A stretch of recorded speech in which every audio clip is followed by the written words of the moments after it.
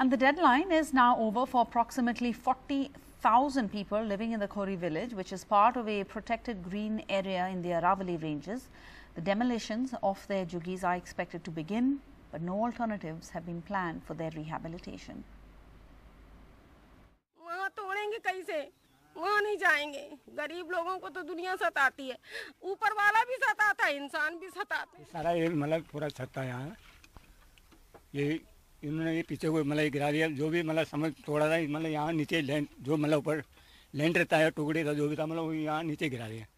For 40-year-old Sarveera, life has come to a standstill after her house was demolished by the Faridabad Municipal Corporation in the midst of a pandemic. 15 साल से हम यहाँ हैं। जब पहली बार घर तोड़ा तब भी कुछ नहीं कहा, दूसरी बार तोड़ा जब भी कुछ नहीं कहा।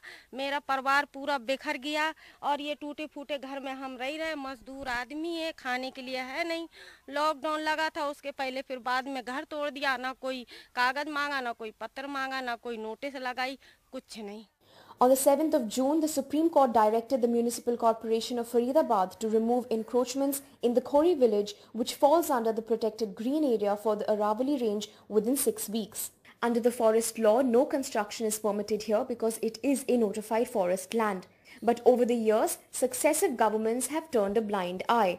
Many residents say they have resided in these slums for over 30 years. What especially angers many here is their claim that hotels and multi-story residential complexes in this area have not been touched. The corporation says these buildings have permits. Many slum dwellers here point out that they have voter IDs or Aadhaar cards too, yet their shelters have been razed.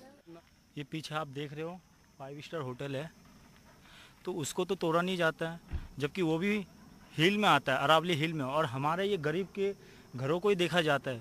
जब हमने खरीदा था तब इसको बोला नहीं था कि ये हिल में आता है।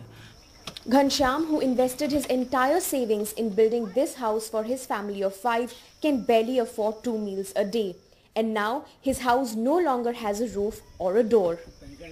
अब पहली बार इन्होंने मतलब इनको पकड़ पकड़ के लोग ले गए, मतलब 2-4 आदमियों को ले गए यहाँ से, ये भी घर वालों को भी बाहर कर दिया उधर। और सबको बाहर करके फिर तोड़ दिया। अच्छा। बाकी आप उनको बोले तो पुलिस मतलब फिर आने नहीं देता, डंडा मार देता था उधर। The Haryana Chief Minister says that his state is discussing resettlement plans, but only for those who are from Haryana. जो क्लियरेंस वाला विषय है ये कहीं अधूरा है। कई बार क्या होता है, अनऑथराइज्ड कॉलोनीज बनती हैं, इलीगल कंस्ट्रक्शन होती है, वो एरिया फॉरेस्ट का एरिया है और उस एरिया में बिना किसी परमिशन के वो सारी चीजें हुई हैं। सुप्रीम कोर्ट का ऑर्डर है, एग्जीक्यूट तो होगा ही, लेकिन उनकी रीसेटलमेंट की जो योजना हरियाणा के जो लोग होंगे, हरियाणा के लोग यानी काम करते होंगे यहाँ, उनके लिए रीसेटलमेंट स्कीम का विचार कर रहे हैं। डिप्टी कमिश्नर को कह दिया, उस विचार करके कोई ना कोई बना रहे हैं। Earlier this week, a 70-year-old senior citizen died by suicide. Neighbors allege the man was under extreme stress as he had recently taken a loan to build his home but feared its demolition.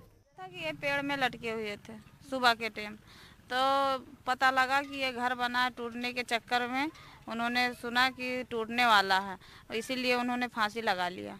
कब की बात है ये कल सुबह की बात है। The Surajkund police says it has registered a case against a property dealer who they say sold him government land fraudulently. The residents of Khori village are in extreme distress. The ongoing pandemic has already eaten up their savings. Now their homes are being demolished, with electricity supply and water supply being cut off. All they ask for is either they be given land where they can stay or they be compensated. With camera person Rakesh Singh, Shanakshi Chakravarti for NDTV.